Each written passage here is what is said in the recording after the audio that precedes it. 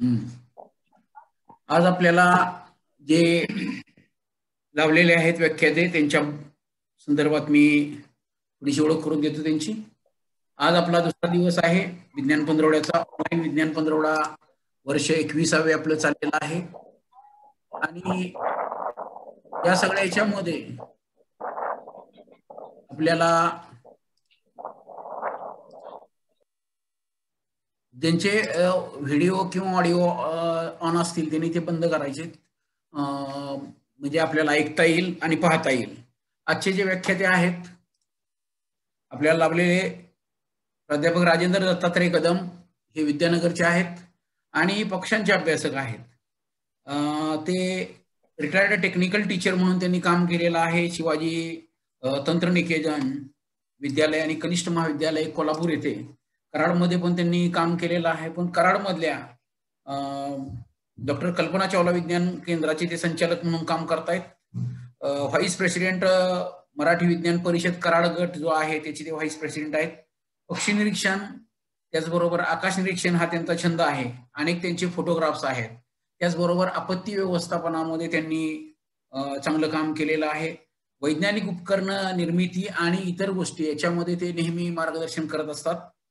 त्याचबरोबर मॉडेल तयार करणे हे एक महत्वाचं आहे. पण आपला त्यांचा आजचा विषय जो आहे तो आहे पक्षी निरीक्षणाच्या संदर्भात.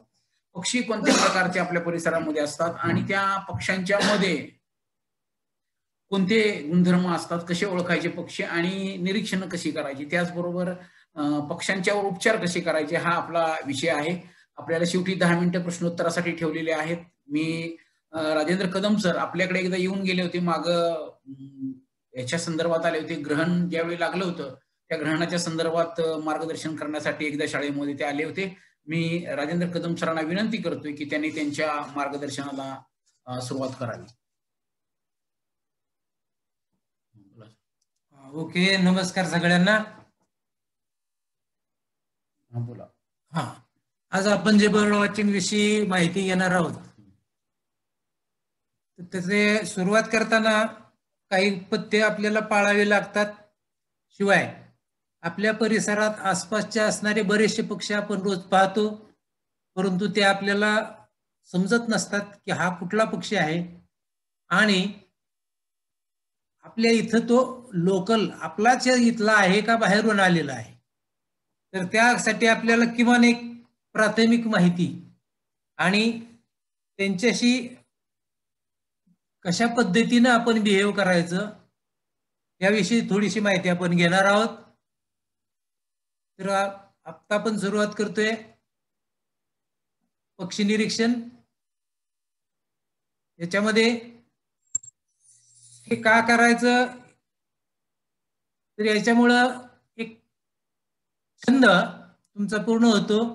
पक्षी मित्र म्हणून तुमचा अभ्यास चांगला होतो आणि त्या अभ्यासातूनच पुढे तुम्हाला त्याच्यामध्ये काही का होईना एक संशोधन करता येऊ शकतं. शिवाय विद्यार्थी वर्गाला पण हे अत्यंत महत्वाचं आहे की त्यामुळे तुमची एकाग्रता वाढते. ज्यावेळी एखाद्या पक्षाचं तुम्ही बराच वेळ निरीक्षण करता त्यावेळेला तुम्हाला तुमची हालचाल न होऊ देता, तुमची चाहूल इतरांना न लागू देता दुसरं कोणी डिस्टर्ब होणार नाही यासाठी 5-5, 10-10, 20-20, 30-30 मिनिट एकाच ठिकाणी न हलता डुलता श्वास रोखून थांबायचं असेल, अशा सवयीमुळे तुमची एकाग्रता म्हणजे कॉन्सन्ट्रेशन वाढत राहतं. त्यानंतर ज्या वेळेला आपण एखाद्या छंदामध्ये आपल्याला रमवून घेतो त्यावेळेला बऱ्याचशा वाईट गोष्टींपासून आपल्याला दूर राहायला त्याचं खूप मदत होते. तुमचं व्यक्तिमत्व चांगल्या पद्धतीनं डेव्हलप व्हायला लागतं आणि एक चांगले पर्यावरण मित्र तुम्ही होऊ शकता.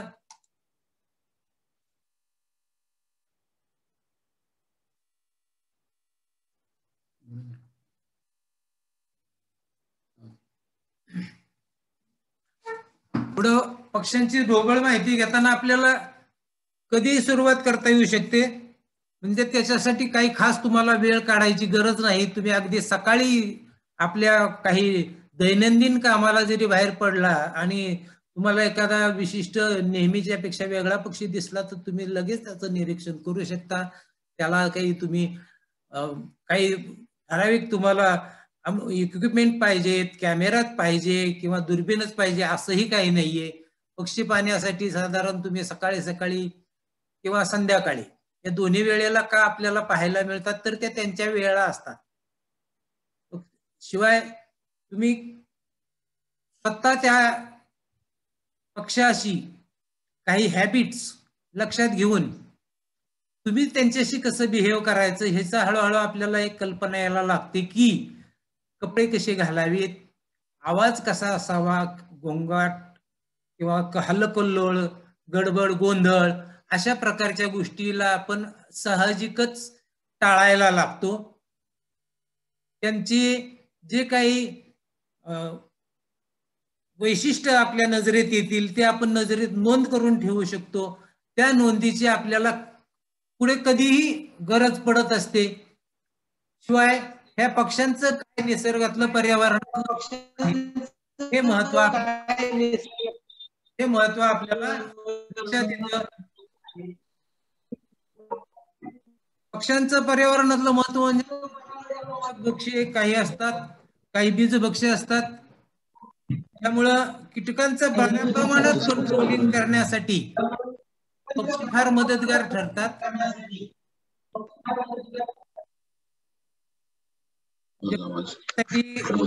बीज प्रसार हा पक्ष्यांशिवाय दुसऱ्या कोणाकडून चांगला होऊ शकत नाही. शिवाय ते निसर्गाचे सफाई कामगार ठरू शकतात आणि आपल्याला अनेक प्रकारची औषधी किंवा वेगवेगळ्या प्रकारचे उपयोगी काही घटक पक्ष्यांपासून मिळत असतात. जगामध्ये जवळजवळ 12,000च्या आसपास पक्ष्यांच्या प्रजाती आहेत. होत्या, आज त्या दरवर्षी कमी होत चाललेल्या आहेत आणि त्यातून भारतामध्ये तर फक्त एक 1250 किंवा 1250 म्हणतील एवढ्याच प्रजाती पक्ष्यांच्या आपल्याकडं आता आढळत आहेत आणि त्यातल्या बऱ्याचशा काही नष्ट होण्याच्या मार्गावर आहेत. तर आता आपल्याला पहिल्यांदा अगदी पक्षी एखादा पाहिल्यानंतर हा पक्षी कुठला असा ज्या वेळेला प्रश्न पडतो त्यावेळेला साहजिकच आपल्याला त्याच्या काही बाबी लक्षात ठेवायला लागतात किंवा लक्षात घ्याव्या लागतात. तर लक्षात काय काय घ्यायचं, एखादा अननोन पक्षी आपल्या समोर दिसला तर त्याचा साईज काय ह्या आता पहिल्यांदा आपल्या लक्षात आलं पाहिजे. साईज वरून आपल्याला त्याचं वर्गीकरण एक प्रकारे आपलं आपण करायचं आहे. कारण पक्ष्यांचं वर्गीकरण पक्षीशास्त्रामध्ये जरी वेगवेगळ्या पद्धतीनं किंवा एका सायंटिफिक पद्धतीने होत असलं तरी सगळ्यांनाच ह्या सायंटिफिक पद्धती, शास्त्रीय पद्धतीची कल्पना असते, माहिती असते किंवा सखोल ज्ञान असतं असं नाही. सुरुवातीला आपण एक जसं लहानपणापासूनच आपण कावळा, चिमणी वगैरे, पोपट, मोर पाहत असतो, ऐकत असतो, बघत असतोय किंवा काही ना काही कार्यक्रमामुळे, काही ना काही कारणामुळे आपल्याला त्यांचा परिचय होत जातो. की जसं आई लहानपणीच तुम्हाला म्हणते एक घास चिवचा, एक घास काऊचा किंवा इथे इथे बसरे मोरा, वेळा मिट्टू मिट्टू पोपट वगैरे हे जेव्हा आपल्याला परिचय होतात त्यावेळेला आपण स्वतःच एक नोंद करण्यासाठीचं ढोबळ मानाने वर्गीकरण करायचं असेल तर पहिल्यांदा तुम्हाला पक्षी पाहिल्यावर त्याचा आकार लक्षात घ्यायला लागतो की तो चिमणीच्या आकारातला आहे की चिमणीपेक्षा मोठा आहे, म्हणजे कबूतर पोपट सारखा मोठा आहे की कबूतर पोपट पेक्षाही घारी, कावळे वगैरे यांच्यासारखा मोठा आहे की त्यापेक्षा मोठा आहे. मग चिमणीच्या वर्गवारीमध्ये एकदा आपण ती कॅटेगरी तुम्ही तयार केलीत की त्यामध्ये तुम्हाला चिमणीपेक्षा जरासा लहान असला, चिमणी एवढाच जरी असला आणि चिमणीपेक्षा जरासा मोठा जरी असला तरी तो तुम्हाला त्या एका कॅटेगरीमध्ये टाकता येईल. मग तसे तुम्ही त्याचे ग्रुप करू शकता की बाबा एक स्पॅरो साईज किंवा एक डव साईज किंवा बिग बर्ड्स म्हणजे एकदा तुम्ही पाहिलेला पक्षी तुम्ही तुमच्या वर्गवारीत त्याची नोंदणी केली की बाबा हा मी पाहिलेला पक्षी हा एक चिमणीच्या आकाराचा होता किंवा कबुतराच्या आकाराच्या आसपास होता, म्हणजे त्याला मग तुम्ही आणखी थोडीशी फोड करू शकता की कबूतरपेक्षा कमी मापाचा असेल तर मायनस डव साईज किंवा प्लस थोडासा मोठा वाटत असेल तर प्लस डव साईज असं आपण तिथं नोंद करू शकतो. त्यानंतर तुम्हाला त्याच्या रंगाचा अंदाज येतोच. साधारण याच्यासाठीच आपण पाहायचं असतं सकाळी संध्याकाळी पक्षी निरीक्षण का करायचं की सूर्य एका बाजूने असतो आणि तुम्हाला सूर्यप्रकाशामध्ये व्यवस्थित पक्षाचं दर्शन होऊ शकतं. ते पण तुम्ही जर सूर्याच्याच बाजूला तुमची पाठ असेल, सूर्याकडे तोंड असेल आणि तुमच्या डोळ्यावर पक्षाचा सावलीचा भाग येत असेल तर रंग आणि आकार बाकीचे वैशिष्ट्य समजण्यात अडचण येते. त्यामुळं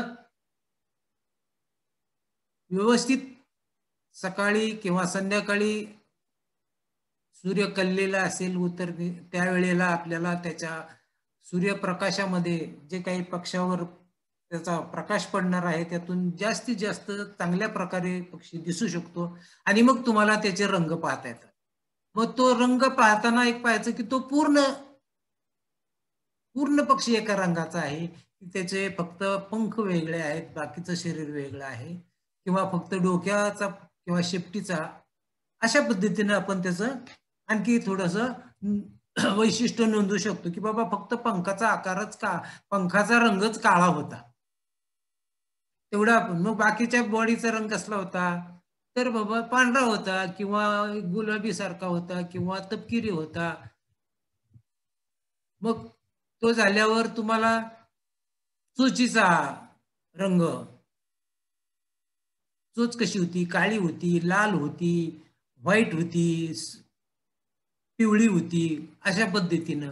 त्यानंतर डोक्याचा, म्हणजे आपल्याला रंगाचा जर उल्लेख करायचा असेल तर शरीराचा रंग, पंखांचा रंग, चोचीचा रंग, डोक्याचा रंग हे पद्धत आपल्याला त्या पद्धतीनं त्याचं नोंद करून ठेवावी लागेल. किंवा काहींचे छातीचा रंग वेगळा असतो, पाठीचा वेगळा असतो किंवा काहींचा गळ्याकडं वेगळा असतो, डोक्यावर वेगळा, हा वेगवेगळ्या ठिकाणी मग तुम्हाला त्याची वैशिष्ट्यपूर्ण जागा नोंदवावी लागेल. जसं आपण आकाराचं पण बघू शकतो की बाबा त्याच पद्धतीनं रंग आणि त्यानंतर मग खास त्याचं काही वैशिष्ट्य असेल, खास वैशिष्ट्य की एखाद्या पक्षाचे डोळे अगदी लालबुंद आहे, मग आपण त्या डोळ्याचा उल्लेख करू शकतो नोंदीमध्ये की डोळे लाल बुंद होते किंवा काहींचे डोळे हे काळे होते किंवा असे पिवळसर होते. अशा वेगवेगळ्या पद्धतीने आपण ते एक वैशिष्ट्य नोंदवू शकतो. तर वैशिष्ट्य नोंदवताना आकार झाला, रंग झाला, वैशिष्ट्यामध्ये डोळ्याचं वैशिष्ट्य असेल पंख किंवा नख, पंजे एखाद्याचे किंवा पाय, चोच, शेपटी आणि सगळ्यात महत्वाचं म्हणजे त्याचे काही एक विशिष्ट सवय. एखादा पक्षी हा अगदी शांत बसलेला असतो की 5-5, 10-10, 20-20 मिनिट काहीही हालचाल करत नाही, तर एखादा पक्षी हा सेकंदभर सुद्धा शांत बसत नाही. म्हणजे कोकिळ किंवा शिकरा वगैरे पक्षी ज्या वेळेला शिकारीला आपली चाहूल लागून द्यायची नसेल किंवा गुपचूप काही काम करायचे असतील अशा वेळेला हे पक्षी खूप वेळ शांत बसतात. तर नाचऱ्यासारखा हा, त्याचं नावच नाचरा त्याच्यामुळे आहे की तो पटपट सारखंच इकडे तिकडे हालचाल करत असतो, एका जागी शांत बसत नाही. थिरथिरा म्हणू, नाचरा म्हणूया, तर ही एक विशिष्ट सवय असू शकते. त्यानंतर तुम्हाला जर त्याचा आवाज ऐकायला मिळाला तर हा आवाजाची एक नोंद करून ठेवायची की आवाज कर्कश होता, मंजूळ होता, चिरटा होता, किरटा होता, आरोळीसारखा होता का किंचाळल्यासारखा होता. हे आपण बघतो की घारीचा एक वेगळा आवाज, चिलचिल चिलचिल आवाज येतो किंवा कावळ्याचा आवाज हा कर्कश येतो. तर त्याचबरोबर दयाळ, सुबक अशा पक्ष्यांचे आवाज मंजुळ वाटतात आपल्याला. आणि त्यानंतर जर तुम्हाला त्याचा एक सतत राहण्याचा अधिवास किंवा रहिवास हा लक्षात आला तर आपण ते एक नोंद करून ठेवू शकतो की हा कुठल्या ठिकाणी आढळला आहे. आणि इथंच नेहमी आढळतो की हा दुसरीकडे कुठं आहे, तिथून इथे येतो. मग तो काही झाडात राहतात तर झाडाच्या काही जण वरच्या फांद्यांच्या भागात राहतात, काही झाडाच्या खोडाकडे मुळांकडे असेल अशा पद्धतीने राहतात, काही पारंब्यामध्ये राहत असतील किंवा काही अशा गवताळ जागेत झुडुपात राहत असतील, काही माळावर राहतात. मग हे एक आपल्याला नोंद करताना लक्षात घ्यायच्या ह्या बाबी आहेत की पहिल्या सुरुवातीला आपण त्याची वैशिष्ट्य नोंदवताना काय काय गोष्टी एक ढोबळ मानाने लक्षात घेतल्या पाहिजेत. आणि मग त्यासाठी आपल्याला त्या पक्ष्याच्या विविध अंगांच्या अवयवांची माहिती असणं पण तेवढंच गरजेचं आहे. किंवा जसं आपण म्हणतो मानवी शरीराचे अवयव, प्राण्यांच्या शरीराचे अवयव, तसं काही पशु पक्षी माणसासारखे त्यांना जे अवयव असतात त्यामध्ये समजा आपण चतुष्पाद प्राणी घेतला, मग तो गाय असेल, म्हैस असेल, बैल असेल, शेळी असेल, तर त्याला आपण म्हणतोच की बाबा 4 पाय 2 शिंग आहेत. तसं पक्ष्यांना पंख असतात, चोच असते, गळा असतो, मान असते, डोकं, पोट, पाठ, कंबर, शेपटीचा भाग, हे जे वेगवेगळे अवयव आहेत हे आधी आपल्याला माहित असायला पाहिजे. आणि मेन जे अवयव आहेत ह्या मेन अवयवांची रचना आणि रंग वगैरे आपण थोडक्यात घ्यायला घेणं गरजेचं असतं. मग त्यामध्ये तुम्हाला त्याची नोंदणी करताना एखाद्याचे पाय आखूड आहेत, पाय लांब आहेत, नख्या आहेत, तीक्ष्ण आहेत की बोथट आहेत, चोच बाकदार आहे वगैरे काही गोष्टी वैशिष्ट्यपूर्ण आपण लक्षात घेऊन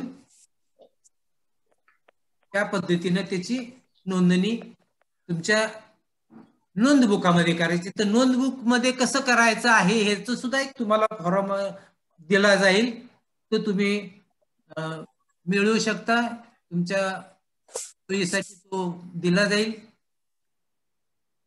ज्या वेळेला पक्ष्याची आपण काहीतरी वर्गवारी करतो त्यावेळेला त्याच्या खाण्याच्या सवयीमध्ये काही पक्षी तुम्हाला फळांच्या झाडावर दिसतील, काही पक्षी हे झाडा झुडपात पारंब्यामध्ये मुळात गवतात वगैरे दिसतील. म्हणजे काही फळे खाणारे असतात, काही कीटक भक्षी असतात, तर काही पक्षी हे फक्त फुलांवर रुंजी घालताना असतील फुलपाखरासारखे, म्हणजे ते फुलातला मकरंद घेत असतात, ज्याला आपण मधुभक्षी पक्षी म्हणतो. तसे काही मिश्रहारी असतात. त्यानंतर पक्ष्यांचा एक सवयी आणि उपयोग, ज्या वेळेला हा पक्षी तुमच्या निदर्शनास असं येतं की हा सतत फक्त झाडा झुडपात दिसतो किंवा सतत पाणवठ्याकडे दिसतो आणि हा कधीतरी हा पाणवठा सोडून म्हणजे नदी, ओढा, नाला असा प्रदेश सोडून तो कुठेतरी दुसरीकडे दिसतो, याचा अर्थ त्याच्या खाण्यापिण्या सवयीत काय बदल झालाय का, किंवा ती घरटे बांधतात, घरटी वेगवेगळ्या प्रकारे जे वेळे बांधतात त्यावेळेला ते आता ज्या प्रदेशात राहत होते त्या प्रदेशात काय बदल झालेला आहे. बाबा पूर्वी तिथं शेतीवाडी होती आणि आता तिथं कॉलन्या झालेल्या आहेत, उपनगर झाले, त्याचा अर्थ तिथली झाडी, शेती आणि इतर काही नैसर्गिक गोष्टींचा नष्ट झालेल्या आहेत. आणि मग सिमेंट कॉन्क्रीटच्या बिल्डिंग असतील किंवा टॉवर्स असतील, मग ते घरटं बांधताना झाडाचा उपयोग करायचा ऐवजी टॉवरचा करतायत, म्हणजे त्यांची सवय बदलली हे आपल्या एक लक्षात येतं. शिवाय घरटे बांधताना जे काही गोष्टी ते वापरतात, पहिल्यांदा समजा ते गवत काड्या वापरत असतील तर आता त्याच्यामध्ये आपल्याला चुकून काहीतरी कापूस, स्पंज किंवा अल्युमिनियमची तार, बाइंडिंग वायर कन्स्ट्रक्शन मधले अशा गोष्टी दिसतात. त्याचा अर्थ त्यांच्या काही सवयीमध्ये बदल झालेला आहे. ह्या सुद्धा नोंदी ठेवणं फार गरजेचं आहे. आणि आता हा जो दिसतो आहे तो फॉर्म आहे आपल्या पक्षी निरीक्षणाचा. पक्षी पाहिला तर त्या पक्षाच्या संपूर्ण आपल्याला नोंद ठेवताना त्या दिवसाची तारीख, तुम्ही पाहिलेलं ठिकाण, तुम्ही पाहिलेली वेळ आणि हवामान कुठलं होतं. बाबा थंडीत दिसला, पावसाळ्यात दिसला, उन्हाळ्यामध्ये दिसला. मग बाकीच्या मागाशी सांगितलेल्या सर्व गोष्टी येतील. या अगोदर जे सांगितले की त्याचं वर्गीकरण करताना तुम्ही कसं करायचंय, रंग, आकार, आवाज आणि इतर दिसणारी त्याची वैशिष्ट्य ही तुम्हाला त्यानंतर त्याच्यामध्ये नोंद करता येते. त्यासाठी तुम्ही कुणी ढोबळ माहिती नेटवरून घेऊ शकता किंवा काही पुस्तकं आहेत त्याच्यावर पक्षी निरीक्षणांची अगदी ख्यातनाम लेखकांचे आहेत, त्यांचाही मार्गदर्शक म्हणून तुम्ही वापर करू शकता. उदाहरणार्थ काही पेजेस दिलेले आहेत. परत ज्यांना गरज पडेल त्यांना परत हे तुम्हाला देण्याची सोय करण्यात येईल. तर इथं आपण पाहतोय आता काही पक्ष्यांच्या मध्ये नेहमी आपण जे ऐकत असतो कावळा काळाच असतो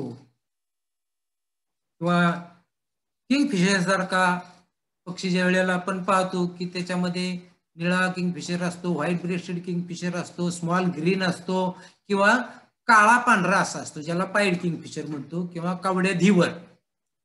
पण काही पक्ष्यांच्या मध्ये आता असे आपल्याला आढळ आलेले आहेत की मोर सुद्धा पांढरा मोर असतो, पांढरा खंड्या किंवा किंगफिशर असतो, पांढरा कावळा पण आढळलेला. तर याला आपण म्हणू शकतो तिथे रंगद्रव्याचा अभाव असल्यामुळे हे झालेले असतात. त्याला अल्बिनिझम किंवा अल्बिनो इफेक्ट असं म्हणतात. त्यामुळं काही अगदी सिंह सुद्धा पांढरे आहेत, असे काही त्यांच्यात हे बदल झालेले आपल्याला दिसून येतात.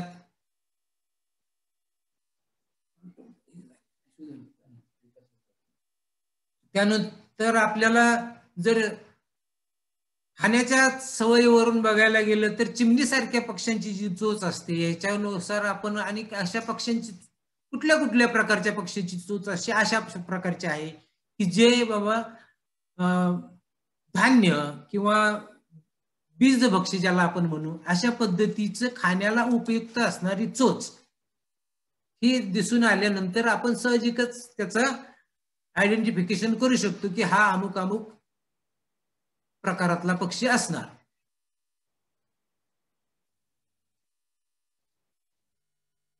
तसंच जे शिकारी पक्षी असतात त्याच्यामध्ये आपण घार पाहिले असेल, ससाना बघितला असेल किंवा अगदी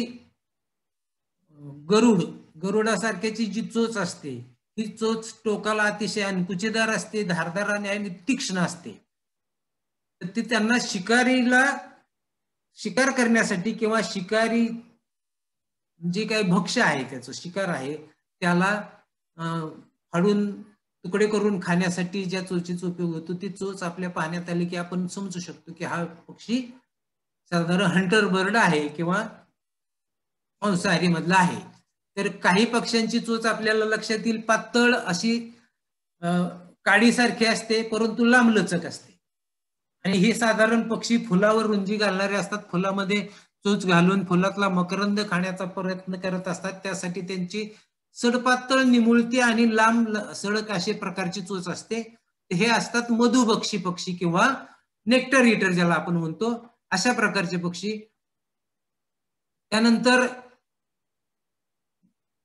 शक्यतो पानस्थळ राहणाऱ्या जागी जे पक्षी असतात ह्यांची चोच मजबूत, लांब, जाड आणि टोकदार शक्यतो असते. म्हणजे जर आपण किंगफिशर, बगळे, करकोचे वगैरे जर पाहिले तर यांच्या चोची ह्या जाड, मोठ्या आणि टोकदार अशा पद्धतीचे असतात की जेणेकरून त्यांना पाण्यामध्ये चोच बुडवून पाण्यातले जीवजीवाणू जे त्यांचं खाद्य आहे ते मिळवता यावं. त्यानंतर काही पक्षी असे असतात की त्यांचे अतिशय टोकदार अशा पद्धतीची चोच की जे सुतार पक्षासारखा असेल, हुदहुद असेल किंवा ज्याला आपण इन्सेक्टिटर म्हणतो, हे ते झाडाचे साल किंवा एखाद्या मातीमधला सुद्धा किडा उकरून खाण्यासाठी, टोकरून त्यांना जमीन टोकरण्यासाठी उपयोगी पडणारे अशा प्रकारची चोच आपल्याला दिसून येते पक्ष्यांच्या मध्ये. त्यानुसार तुम्ही पक्ष्यांचा त्या पद्धतीचा हा कुठला प्रकार हे आपण लक्षात घेऊ शकतो. त्यानंतर त्यामध्येच आणखी वेगवेगळे बरेच प्रकार अशा पद्धतीने असतात की ज्यांना झाडाचं खोड टोकरावं लागतं, यांच्या चोची वेगळ्या असतात, की जसे फेकर असतो, तांबट असतो, कठीण चोची असतात की ज्यांना आपल्या झाडाच्या खोडावर ते सतत प्रहार करतात चोचीनं आणि झाडाच्या खोडामध्येच पिलांसाठी घरटं करत असतात.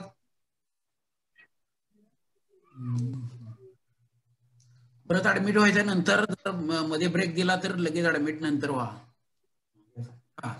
त्यानंतर आपण त्यांच्या पायांची रचना पाहू शकतो. तर पायांची रचना पाहताना आपल्या एक लक्षात येतं की चिमणी सारख्यांचे पाय फार छोटे असतात, अगदी जमिनी लगत छोटेसे 1-1.5-2 इंचाचे पाय असू, 1 ते 1.5 इंचाचे पाय असतात ते, आणि ते फक्त त्यांना तिथं चालण्यापेक्षा जास्त उड्या मारण्याला पडतात. आणि तेच आपण जर पाणस्थळ ठिकाणच्या पक्ष्यांचे पाय पाहिले, बगळ्याचा बघितला आपण किंवा एखाद्या करकोच्याचा पाहिला, तर त्याच्यामध्ये ते पाय आपल्याला लांब लचक आणि थोडे सडसडीत दिसतात. पायामध्ये किमान त्यांना एक अर्धा फूट 1 फूट एवढं जरी पाणी असलं तरी त्या पाण्यामध्ये ते पाय बुडून उभे राहू शकतात आणि चालू शकतात, आपलं भक्ष्य शोधू शकतात. अशा पद्धतीचे पाय असतात. शिवाय बदकासारख्यांचे जे पाय असतात त्यांच्या बोटांच्या मध्ये पातळ पापुद्र असतो, ज्याचा उपयोग त्यांना वल्ल्यासारखा होतो. त्यामुळं ते पाण्यामध्ये व्यवस्थित पद्धतीनं पोहू शकतात किंवा हालचाल करू शकतात, इकडे तिकडे जाऊ शकतात. त्यामध्ये हंस असेल, बदक असेल किंवा अगदी कुट सारखे पक्षी असतील, यांचे पाय जर पाहिले आपण तर त्यांच्या नख्यांना 2 बोटांच्या मध्ये जोडण्यासारखं एक पातळ स्किन असते, काम वल्ल्यासारखं त्यांना करता येतं. त्यानंतर जे तीक्ष्ण अशा पद्धतीच्या नख्या असणाऱ्यांचे काही पंजे असतात, ते शिकार पकडल्या त्यांच्या त्या पंजाच्या तावडीतून सुटू शकत नाही आणि त्या नख्यांचा उपयोग त्यांना भक्ष्य मारण्यासाठी पण होतो आणि भक्ष्याची चिरफाड करण्यासाठी सुद्धा होतो. आणि अशा प्रकारचे पाय जर पाहिले आपण तर गरुड, घार, ससाना वगैरे प्रकारच्या पक्ष्यांमध्ये दिसून येतात हे पाय. तर ठराविक अशा प्रकारचे पक्षी आहेत की जे वैशिष्ट्यपूर्ण असल्यामुळे त्यांना काही ठिकाणी असा विशिष्ट दर्जा दिलेला असतो. जसा आपला महाराष्ट्राचा राज्य पक्षी असतो हिरवं कबूतर, त्याला हरवळे म्हणतात.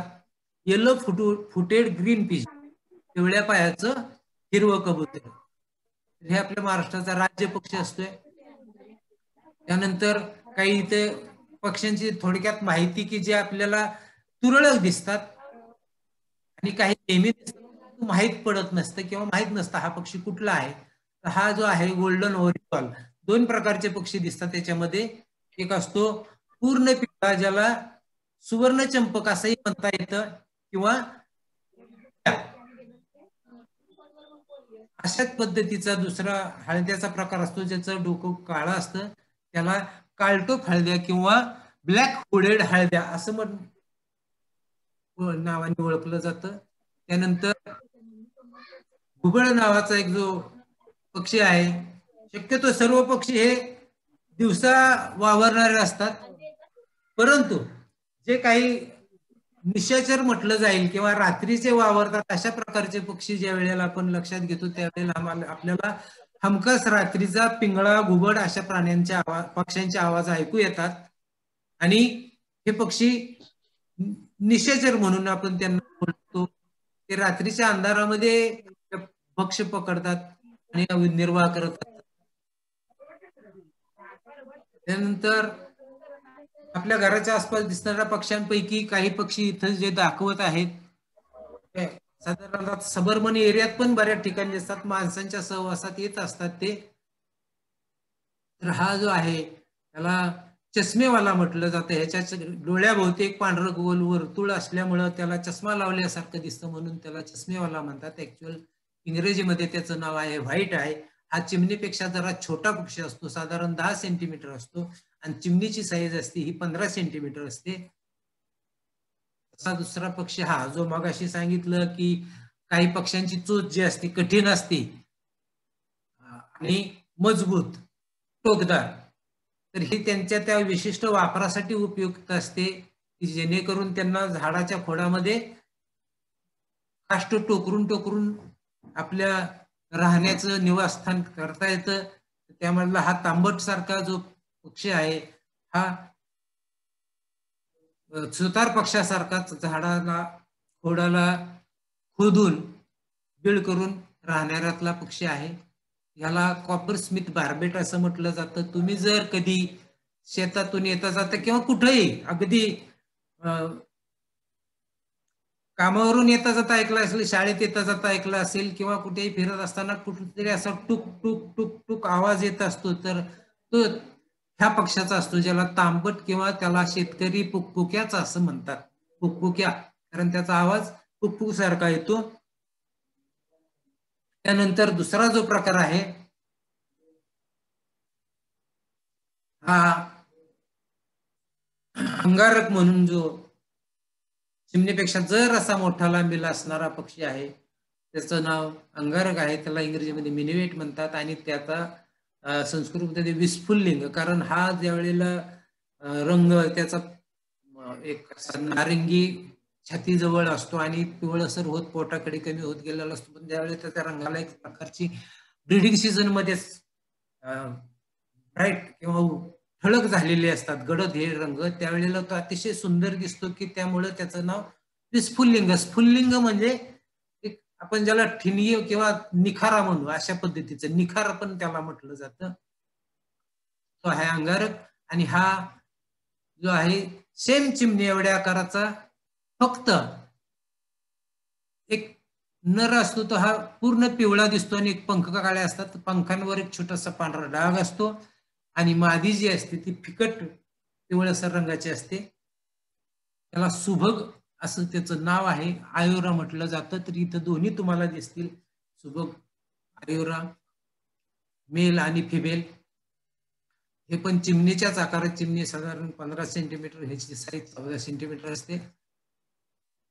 त्यानंतर नेहमीच्या पाहण्यात असणारे आपले जे काही पक्षी असतात, त्यामध्ये आपल्या नागरी एरियात आढळणारे जे आहेत त्यामध्ये आपल्याला बुलबुल हा नेहमी आढळतो, आणि त्या बुलबुलला सुद्धा आपण काय नाव त्याचं दिलेलं आहे त्याचं, तर रेड व्हेंटेड बुलबुल, म्हणजेच लाल बुड्या बुलबुल अशा पद्धतीने. तर ह्याचं कारण असं की शेपटीकडचा जो त्याचा भाग आहे तिथं थोडासा लालसर भाग असतो, आणि दुसरा जो असतो तो शिपाई बुलबुल, त्याच्या डोक्यावर छोटा तुरा असतो आणि कानाजवळ लाल रंग असतो, त्याला रेड व्हिस्कर्ड बुलबुल असंही म्हटलं जातं. हे दोन बुलबुल तरी आपल्याकडं इथं दिसतात. त्यानंतर मगाशी सांगितल्याप्रमाणे सतत हालचाल करणारा जो पक्षी असतो, नाचरा किंवा नर्तक ज्याला आपण म्हणतो, हे फ्लाय कॅचर मधले पक्षी आहेत किंवा जे कीटक पक्षी आहेत. हा सतत उड्या मारतो किंवा इकडून तिकडे हालचाल करतो, याचा अर्थ बऱ्याच वेळेला तो कीटक पकडत असतो. त्याची जी पिसाची शेपटी आहे हे पूर्ण उघडल्यानंतर अशी जपानी पंख्यासारखी दिसते, म्हणून त्याचं नाव फॅन्टेल फ्लाय कॅचर असं पण त्याला म्हटलं जातं. त्यानंतर हा एक कीटक भक्षी पक्षी आहे ज्याला वेडा राघू किंवा स्मॉल ग्रीन बी इटर असं म्हटलं जातं.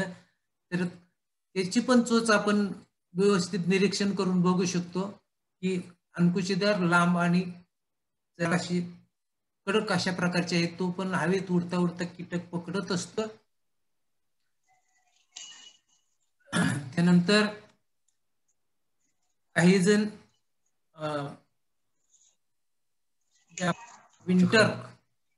विंटर मायग्रेटेड मध्ये येणारे जे काही पक्षी असतात त्यामध्ये जो एक आपल्याकडे येणारा आहे सायबेरियाकडून, त्याला चक्रवाक जो म्हटलं जातं, याचं संस्कृत काही साहित्यातही वर्णन केलेलं आहे, मेघदूतात वगैरे कालिदासाच्या.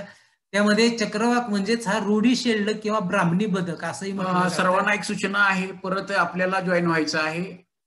एक नंतर आपल्याला शेवटची 10 मिनिटं प्रश्नोत्तरासाठी ठेवलेले आहेत. स्लाइड शो हा कंटिन्यू चालू राहील, परत रिॲडमिट व्हायला लागेल.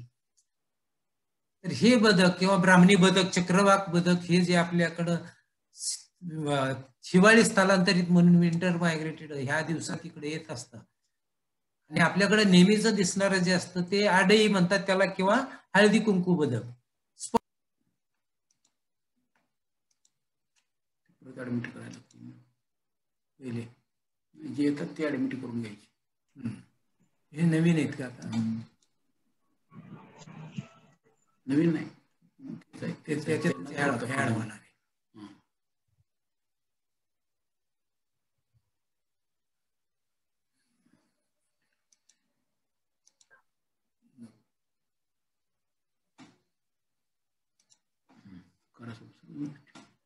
आवाज ऐकू येतोय का बघा? हॅलो, आवाज ऐकू येतोय?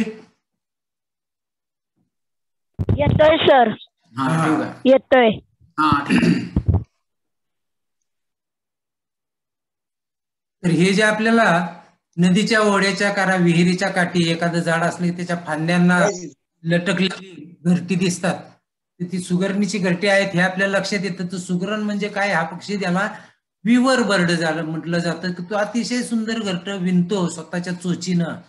त्याबद्दल बहिणाबाईनं जे कविता लिहिली त्यामध्ये त्याचं वर्णन आहे बघा. खोप्यामध्ये खोपा सुगरणीचा चांगला, देखा पिल्लासाठी तिनं झोका झाडाले टांगला. तर याच्यामध्ये सुगरण जरी म्हणून म्हटलं असलं तरी त्या प्रत्यक्ष घरट बांधण्याचं काम हा मेल करत असतो, नर. आणि हे घरट जर त्या मादीला किंवा फिमेलला आवडलं तर येऊन ते त्याचं पाहणी करते, कुठं काय आवडलं तर थांबते, त्याबरोबर ते त्याची जोडी बनवते आणि काय कुठं डागडुजी करायला लागली असली तर करते, नाही तर मग दुसरं घर शोधायला जाते. अशा पद्धतीने त्याला सुगरण, बया किंवा विवर बर्ड असे वेगवेगळ्या पद्धतीनं त्याची ओळख आहे. हा पण एक चिमणीच्या साईज मधलाच आहे की ज्याचा तुम्ही वर्गवारी स्पॅरो साईज मध्ये करू शकता. स्पॅरो साईज मधलाच हा आणखी एक दुसरा जो मगाशी आपण सांगितलं व्हाईट आय किंवा चष्मेवाला, तर त्याची तुम्हाला इथं ह्या स्लाइड मध्ये मराठी नाव त्याचं व्हाईट आय किंवा चष्मेवाला जे नाव आहे त्याचं इंग्रजी नाव व्हाईट आय आहे. त्याच हिंदीमध्ये नाव बबून आहे. आणि त्या स्लाइड मध्येच तुम्हाला शास्त्रीय नाव पण दिलेलं आहे, जोस्टेरॉप्स हेल्पेब्रोसस असं त्याचं जे काही शास्त्रीय नाव आहे. तर ह्या स्लाइड मध्ये प्रत्येक पक्षाची तुम्हाला मराठी नाव, हिंदी नाव, इंग्रजी नाव आणि शास्त्रीय नाव, त्याचबरोबर त्याची साईज. आता ही साईज इथं तुम्हाला एक फॉर एक्झाम्पल काही आपण स्लाइड्स दाखवतोय की जेणेकरून तुम्हाला मगाशी सांगितल्याप्रमाणे वर्गवारी करताना स्पॅरो साईज अशा पद्धतीची वर्गवारी करताना डव साईज म्हणजे कबुतराच्या साईजचे किंवा कावळा घारीच्या साईजचे पक्षी किंवा त्यापेक्षा मोठे मोर, गिधाड वगैरे असे जे असतील किंवा रानकोंबडे वगैरे, तर हे बरेच मोठे असतात. ह्या किमान 4 पद्धतीचं तुम्ही वर्गवारी केलं तरी स्पॅरो साईज म्हटलं तर त्यामध्ये तुम्ही चिमणीचा आकार साधारण गृहीत धरला तर चिमणीपेक्षा थोडा लहान आणि चिमणीपेक्षा मोठा हे तिन्ही प्रकार तुम्ही त्या एका कॅटेगरीत नोंदवू शकता. त्यातलाच हा जो आहे आता नेहमीच आपल्याला दिसतो, दयाळ म्हणतो आपण त्याला, रॉबिन. रॉबिन मध्ये 2 प्रकार आहेत आपल्याकडे, इंडियन रॉबिन आणि ओरिएंटल मॅगपाय रॉबिन. त्याला मराठीमध्ये दयाळ, ओरिएंटल मॅगपाय रॉबिनला आपण दयाळ म्हणतो आणि इंडियन रॉबिन आहे त्याला चिरक म्हटलं जातं. हा तो चिरक.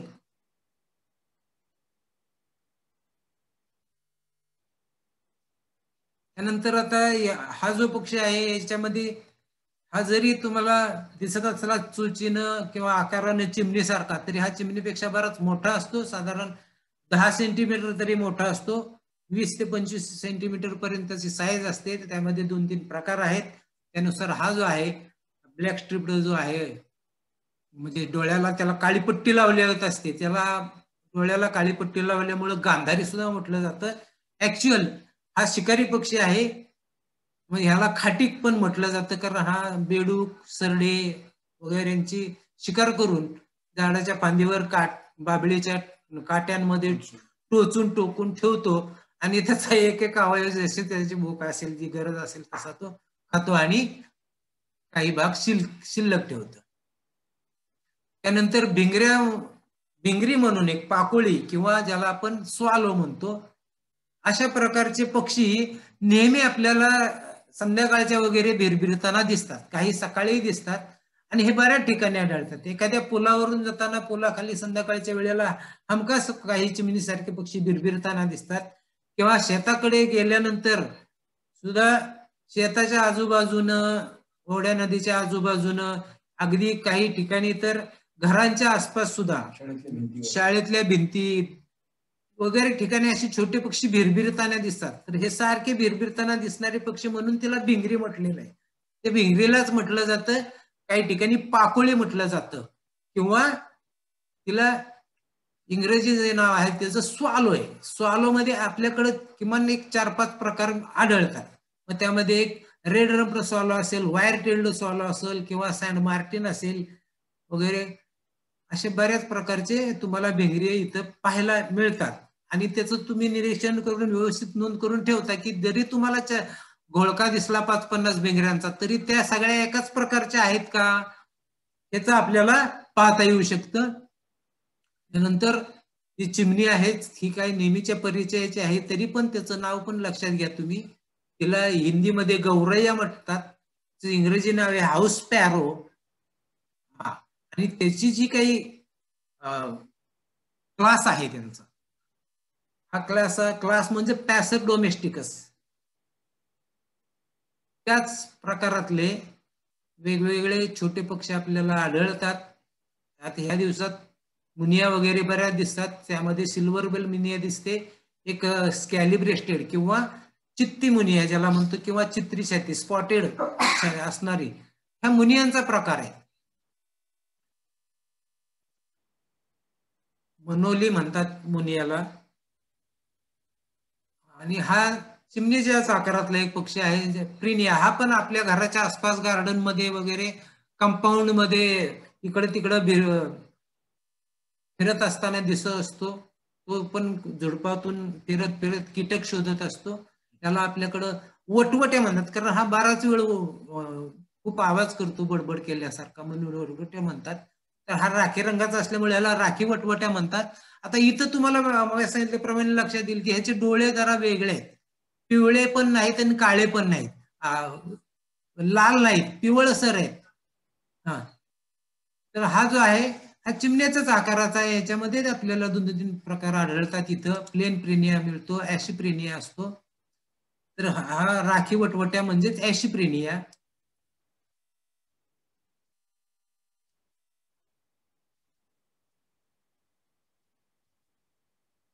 आणि त्यासारखा सेम दुसरा दिसतो पक्षी, फक्त तो ट्वीट ट्वीट ट्वीट ट्वीट आवाज करतो. त्याला टिवटिव असाच आवाज सतत ज्यावेळी एखादा पक्षी करत असेल तर असं समजून जायचं की आसपास कुठंतरी आपल्या शिंपी नावाचा पक्षी आहे. हा शिंपी का पक्षी असा आहे, तर हा 2 पानं किंवा 2-3 पानं एकत्र घेऊन अक्षरशः एखाद्या शिंप्यानं कापड शिवावं तशी ती 2 पानं आपल्या चोचीनं वेगवेगळ्या धाग्यानं शिवून आपल्या पिलांसाठी घरटं तयार करत असतो. हा वटवट्याच्याच साईजचा असतो आणि शिंपी आहे म्हणून त्याला हिंदीत शिंप्याला दर्जी म्हणतात. त्याचं हिंदीत त्याला दर्जीनच म्हणतात, इंग्रजीत त्याला टेलर बर्डच म्हणतात. त्यामुळं तिन्ही भाषेत बघितलं तरी शिंपी नाव हेच त्याचं बरोबर लागू होतं.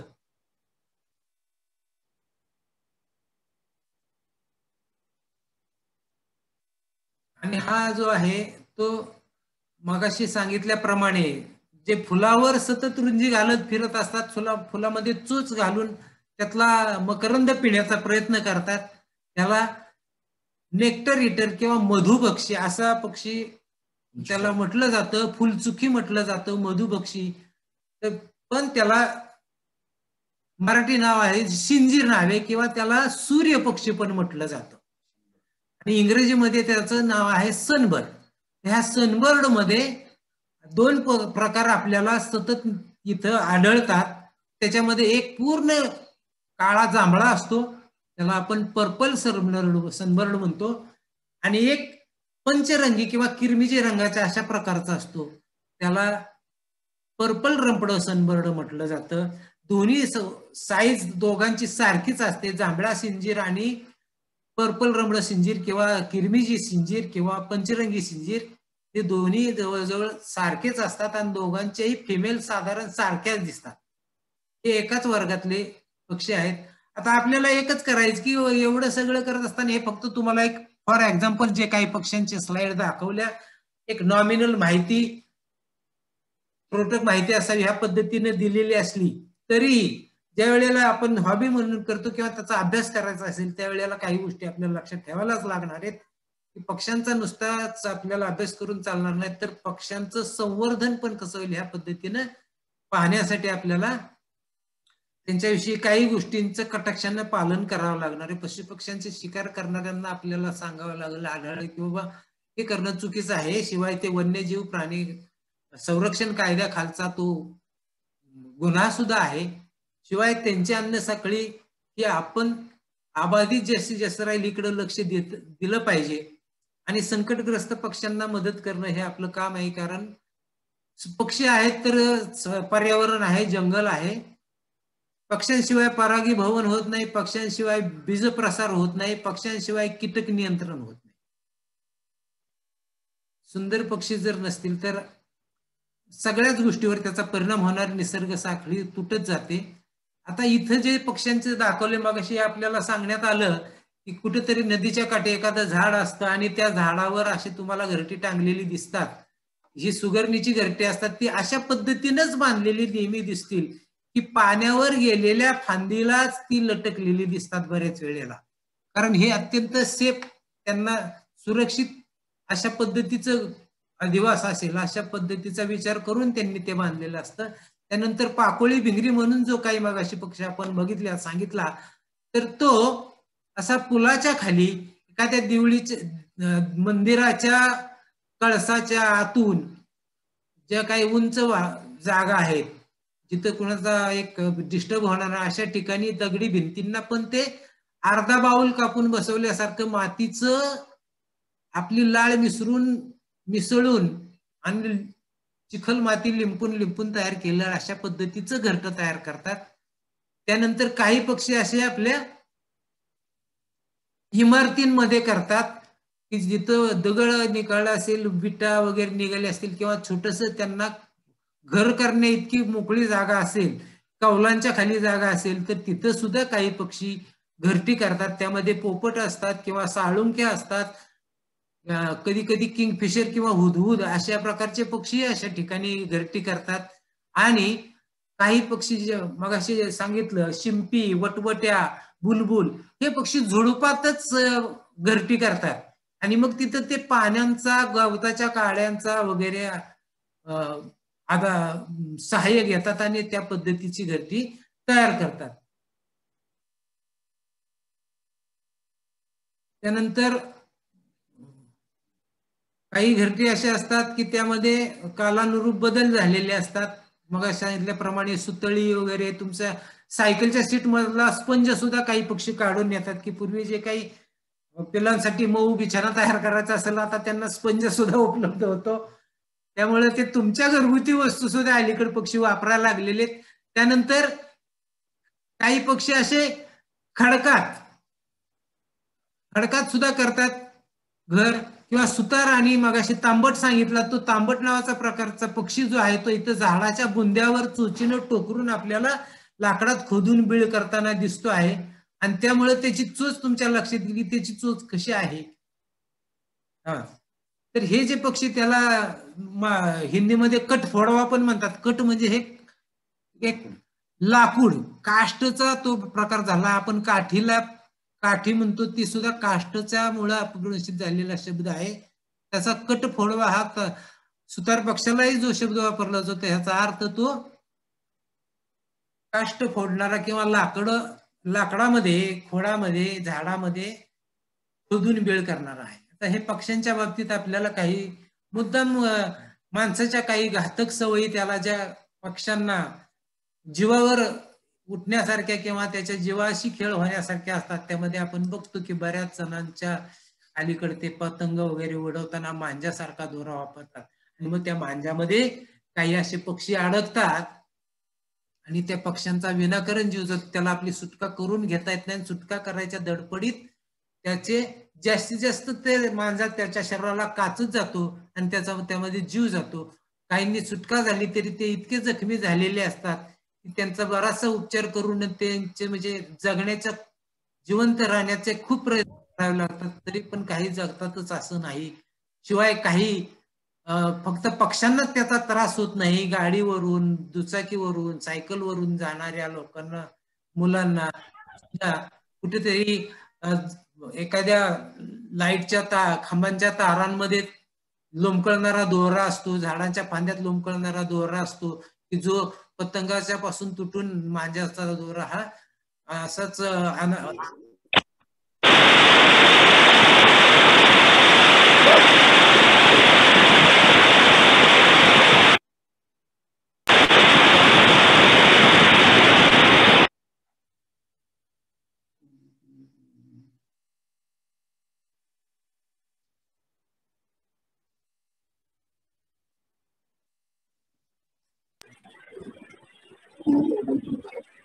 व्यवहारच पद्धतीनं लोंबकळत राहणाऱ्या दोऱ्यामध्ये जर सायकलीवरून जाणारा एखादा विद्यार्थी, मुलगा किंवा दुचाकी स्वार सापडला तर त्याच्या गळ्याला सुद्धा फार जबरदस्त प्रकारची इजा होऊन कधी कधी जीवावर बेतण्यासारखा प्रसंग येत असतो.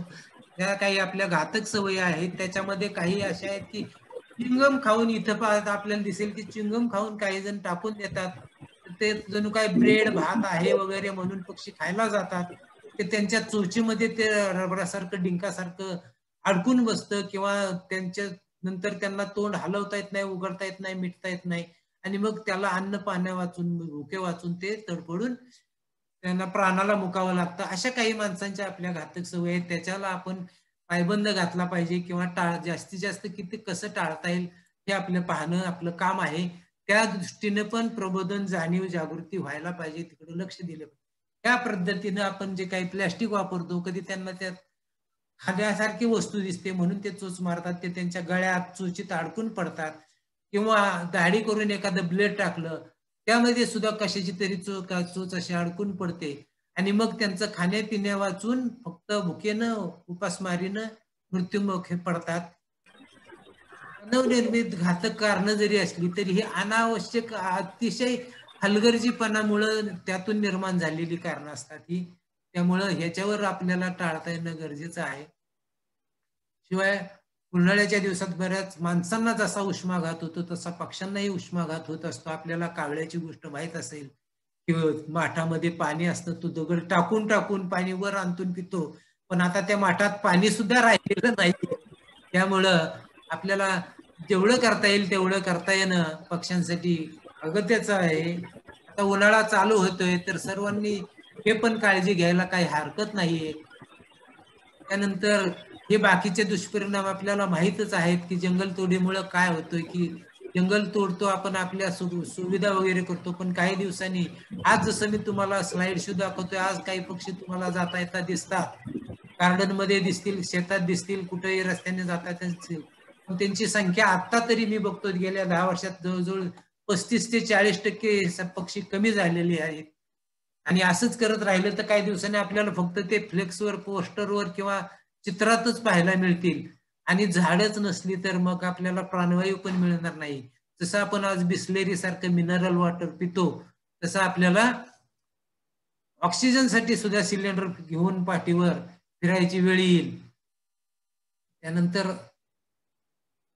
आपल्याला लागेल की या पक्ष्यांच्यासाठी सगळ्यात महत्वाची गोष्ट आहे की तुम्ही त्याचा अतिशय सिरियसली, गंभीरपणे विचार करून अभ्यास करावा आणि त्याच्यावर काहीतरी ऍक्शन आपण घेणं फार गरजेचं आहे. मग त्यामध्ये तुम्हाला कुठे जखमी पक्षी आढळलेले असतील, कुठे विषबाधा झालेले असतील, काहीतरी इतके नाजूक पक्षी असतात काही, तुमच्या ॲटम बॉम्बच्या आवाजानं सुद्धा त्याला अटॅक येणे इतपत तो धाडकन खाली पडू एवढं, म्हणजे हा जो मगाशी शिंजीर सारखा पक्षी सांगितला, अशी ते तुमच्या बोटातल्या अंगठी एवढं सुद्धा त्याचं वजन नसतं. एवढे छोटे पक्षी असतात आणि मग त्यांना हे प्रचंड मोठ्या आवाजाचे धक्का सहन होत नाही. अक्षरशः अटॅक सारखंच त्यांना तो त्रास होतो किंवा काही जण आपल्या जीवाला मुकतात. असे बरेच आहेत की आपल्याला आता जे काही तुम्हाला पाहायला मिळतात पक्षी हे तुमच्याही पुढच्या पिढीला मिळतील अशी काही शाश्वती नाहीये. त्यासाठी आपण आतापासूनच काहीतरी प्रयत्न केले पाहिजेत आणि त्या दृष्टीने पावलं टाकायला पाहिजेत. ही सर्वांना एक आग्रहाची विनंती राहील. जर आपल्याला काही शंका कुशंका आणि काही निरसन माहिती काही प्रश्न असतील, काही प्रश्न विद्यार्थ्यांना असतील तर ते प्रश्न तुम्ही विचारू शकताय. हॅलो हा बोला. सर. हा सर, पक्ष्यांचे कार्य काय असते? हा, आता मगाशी जे आपल्याला एक सांगितलं, मला वाटतं तू नंतर जॉईन झाला की काय, बहुतेक मला कल्पना नाही त्याची, शक्यता आहे. पण सुरुवातीच्या भागात मी सांगितलं होतं पक्षी आहेत म्हणूनच जंगल आहे, वनसंपदा आहे. आपण जे काही पिकं खातो ना, शेती पिकवतो, हे सगळं जे आहे हे पक्ष्यांमुळे साध्य होतं. कसं होतं साध्य? तर ज्या वेळेला काही झाडं, फळ झाडं किंवा धान्य धुन्य लावताना या फुलांचं परागीभवन मधमाशांसारखंच पक्ष्यांकडून होत असतं. आणि तसंच ते जे काही फळं खातात, धान्य खातात, ह्याच्यातून काही बीज प्रसार पक्ष्यांच्याकडून होतो. म्हणजे तुम्ही आम्ही काही जंगल लावायला जात नाही. आपण ज्या वेळेला झाडं लावतो त्यावेळेला ती बाग तयार होते, जंगल तयार होत नाही. किंवा आपण ज्या वेळेला काही पीक लावतो ते शेत तयार होतं, जंगल तयार होत नाही. जंगल तयार होण्याचं कार्य हे फक्त पक्ष्यांकडूनच संभवतं. बोला पुढचा. अजून काही प्रश्न आहे का? सर. हा बोल. सर,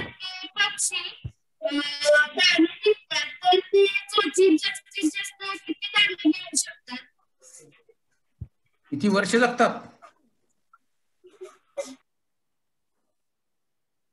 हॅलो, परत एकदा प्रश्न सांग तुझा.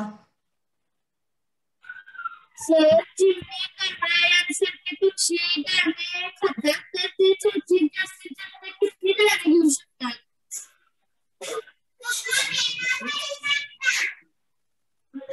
काय तिचा काय प्रश्न नाही कळत. धान्य खातात ते काय बळ?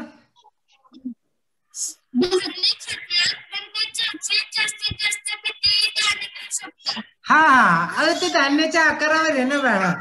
त्यांनी जर बाजरी सारखे धान्य घेतलं की नाही तर ते जास्त येईल, आणि वाटाणा हरभरा घेतला तर ते एखादाच घ्यावा लागेल. आणि पक्षी ते इतके असतात ना, काही केळासारखे सुद्धा धान्य त्यांना खायतात, तरी पण त्यांना एक दानाच, त्यातून त्यांना जी काही ऊर्जा मिळते, आलं लक्षात, ह्याच ते पुढं आपल्या पक्ष्यांना जाऊन सूचित देऊ शकतात. पिलांना घालण्यासाठी जेवढं लागतं. हा बोल. सर. सर.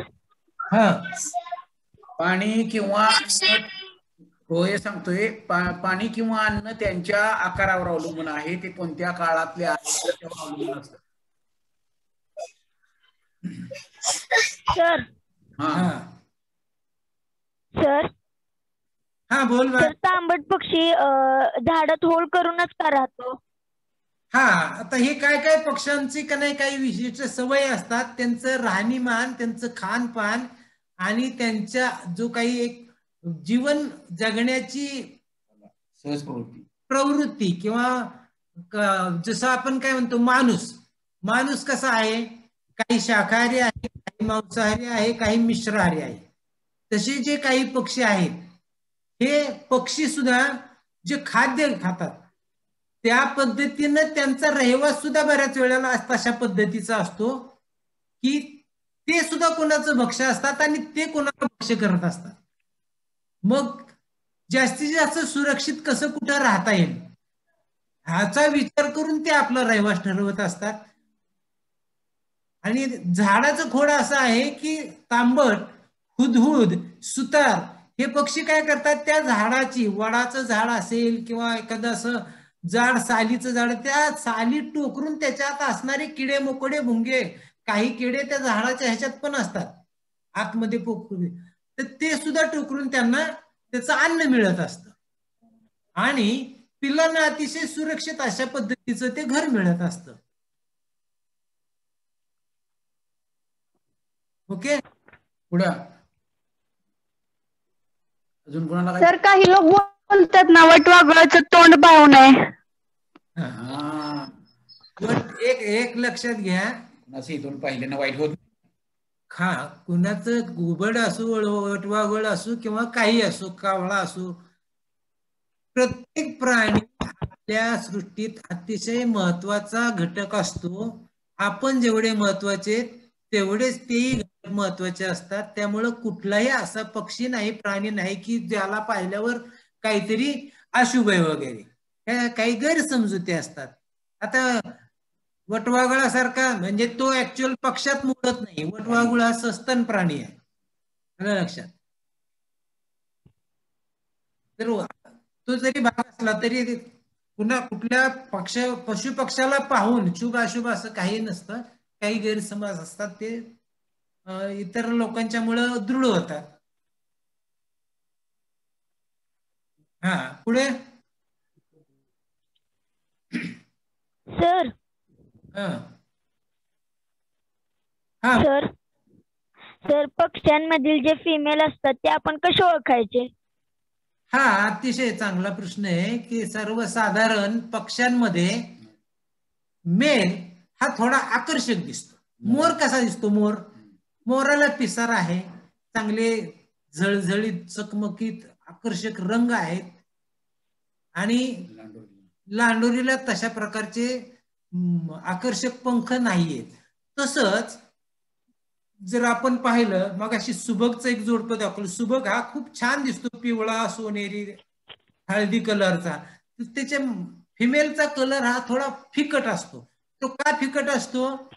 सुगरण मध्ये सुद्धा तसंच आहे. सुगरण जर मी फिमेल बघितली तर चिमणी सारखी दिसेल, तुला वाटेल चिमणीच बसली का काय, पण सुगरणीचा जर नर घेतला तर तो असाच असा गडद पिवळ्या रंगाचा, त्याच्यामध्ये काळं डोकं असणारा, अशा पद्धतीचा असतो, जेणेकरून फिमेल मेलकडे अट्रॅक्ट होईल. त्यासाठी मेलचे रंग जास्त आकर्षक निसर्गाने त्यांना ती देणगी तशा पद्धतीची दिली. त्याचा अर्थ असा की तुम्हाला कुठलेही पक्षी दोन दिसले आणि चुकून ते जर नर मादी जोडपं असेल तर त्यामध्ये ठळक भडक आकर्षक रंगाचा असेल तर तो मेल असेल, आणि फिकट डल अशा पद्धतीचा रंग असेल किंवा काहींना रंग पण नसतो तर ती फिमेल असेल. शिवाय काही पक्ष्यांच्या मध्ये मेल फिमेल हे साधारण सारखेच दिसतात.